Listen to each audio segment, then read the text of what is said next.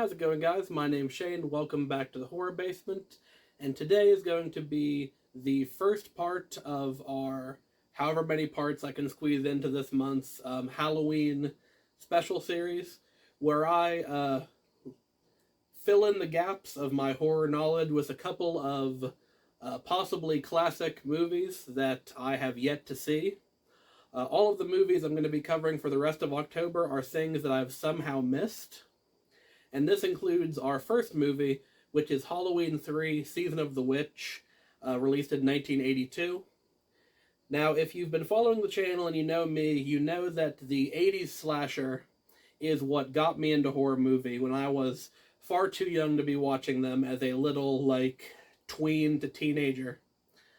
So I have already seen all of the Friday, Nightmare, and Halloween movies, with the exception of this one, which is part of the reason why I haven't covered these, very large and successful series on the channel to this point, is because I really want to explore the movies I haven't, seen 5-10 times a piece. And the reason this includes Halloween 3 is because, as many of you will know, this is the one movie in the Halloween series that does not contain Michael Myers. After the success of Halloween and its sequel, John Carpenter and Deborah Bale wanted to take the series in a different direction, and this was intended to be the first movie of their intended Halloween anthology series, which would follow a, completely unique and one-shot story that would be released each year by them around Halloween. Now, of course, this movie was not nearly as successful as its two predecessors, and the idea was scrapped in favor of bringing Michael Myers back for the fourth movie, and here we are still releasing Halloween movies with the big guy in them today.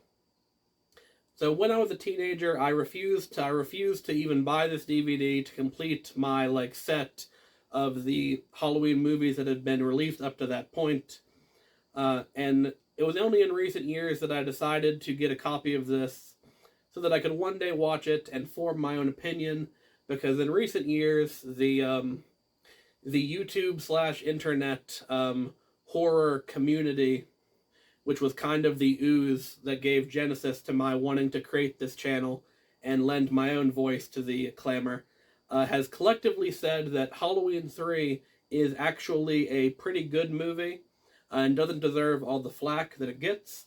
So I decided that for Halloween 2021, I was going to be the judge of that and take a look.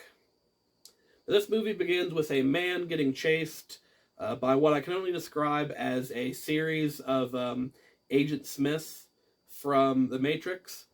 A series of bland white men in ill-fitting suits hunt down this guy who is carrying a pumpkin Halloween mask, eventually sending him to the hospital, where we meet our actual main character, Dr. Dan Chalice, who was played by Tom Atkinson.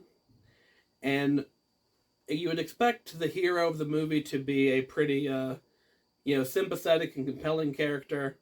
But one interesting thing they did with Dr. Dan is they actually made him a somewhat alcoholic who seems pretty dismissive and kind of to not care for his ex-wife and two children, because once the odd business-suited assailants come to the hospital and kill the man from our opening sequence, it's up to Dr. Dan and Ellie, who is the man from the beginning's daughter, to get to the bottom of the mystery of the Halloween masks that the old man was carrying.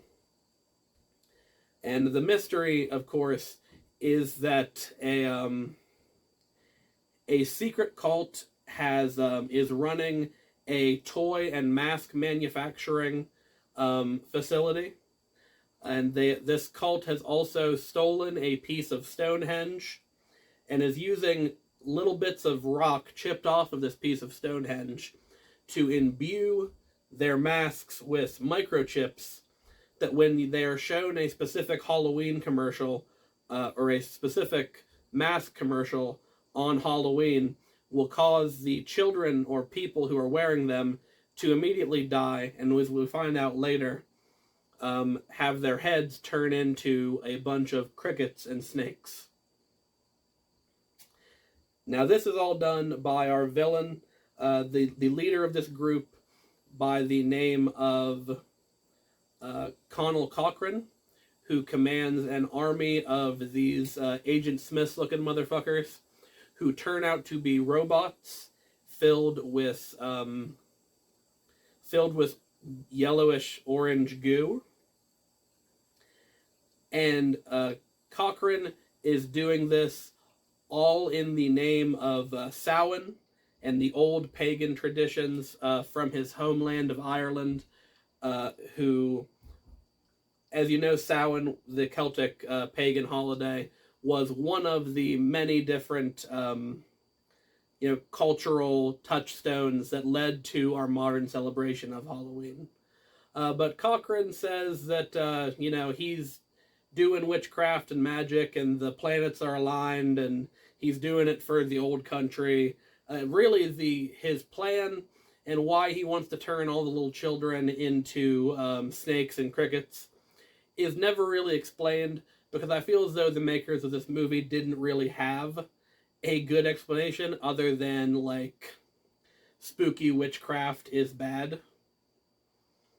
But despite this, the plot takes itself very seriously, and this lends credit to the movie, because even when the ridiculous shit starts happening, it doesn't really take you out, because, all the characters are still dealing with, like, life and death situations, and it's not until the last 5 or 10 minutes of the movie, I'd say, where the movie really jumps the shark and starts to become, like, nonsensical and illogical to the point where it takes you out of the experience.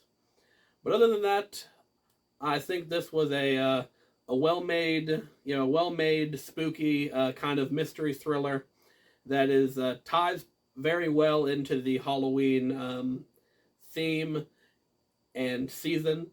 So, yeah, I'd say definitely give this movie a try. It's definitely a better, more fun experience than some of the later Halloween sequels. So yeah, it's gonna be a pretty decent movie. Is it the end all be all of cinema? No, not really. But is it a fun little cheesy 80s flick? Yes, it is, and those are the movies that I enjoy. So if you enjoyed this review, please hit that subscribe button for more from me. Leave a like, and let me know if there's some other Halloween or just horror movie classics that you want me to review. And I'll see you all in the next one. Thank you.